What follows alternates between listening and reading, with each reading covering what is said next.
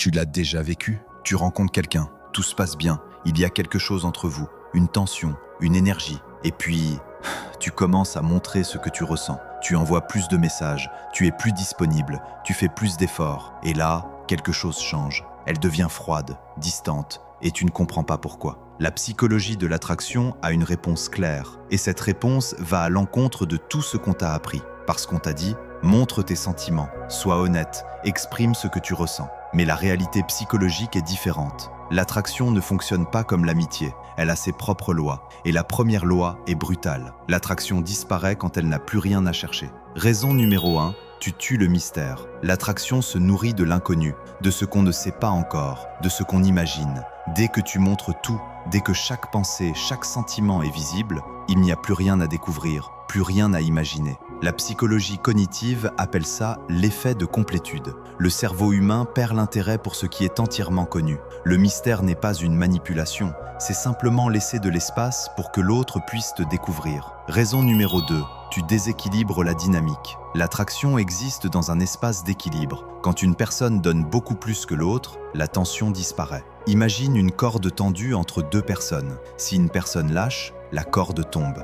Dès que tu montres trop, tu lâches ta partie de la corde et l'attraction s'effondre. Ce n'est pas cruel, c'est mécanique. La psychologie évolutive est claire là-dessus. L'être humain est attiré par ce qui maintient une certaine résistance. Pas de l'indifférence, de la résistance. Tu as déjà vécu cette situation? Écris-le en commentaire et abonne-toi. La raison numéro 3 est la plus contre-intuitive de toutes. Raison numéro 3, et celle-là, personne ne t'en a jamais parlé. Tu transmets un signal de faible valeur. Quand tu montres trop rapidement, quand tu es trop disponible, quand tu fais trop d'efforts trop tôt, tu envoies un message invisible. Ce message dit « Je n'ai pas grand-chose d'autre dans ma vie. Tu es ma priorité absolue. » Et paradoxalement, être la priorité absolue de quelqu'un dès le début, c'est effrayant, pas attirant. L'homme à haute valeur ne court pas, il avance, à son rythme, avec sa vie, avec ses priorités. Et c'est précisément ça qui attire. Raison numéro 4, tu perds ton identité. Au début d'une attraction, tu as une vie,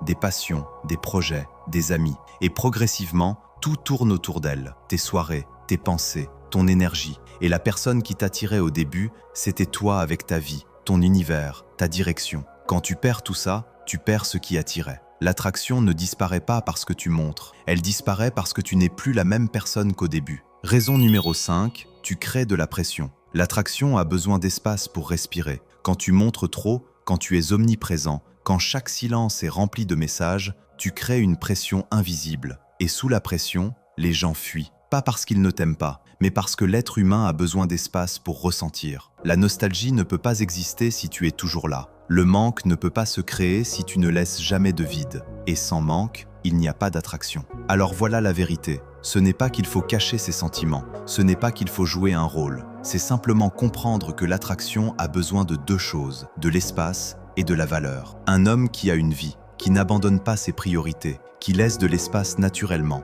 pas parce qu'il joue, mais parce qu'il a réellement une vie. Et la bonne nouvelle ? Tu n'as pas besoin de te retenir, tu as juste besoin de te remplir, de redevenir l'homme que tu étais avant qu'elle prenne toute la place. Celui qui avait des passions, des projets, une direction, celui qui n'avait pas besoin d'une réponse pour avancer. Parce que cet homme-là n'a pas besoin de montrer, il rayonne. Dis-moi en commentaire, tu as déjà vécu cette situation? Ce moment où tu as trop montré et tout a changé? Et si cette vidéo t'a ouvert les yeux, abonne-toi, parce que la prochaine vidéo va encore plus loin. On parlera de comment retrouver cette attraction perdue, naturellement, sans manipulation. À tout de suite.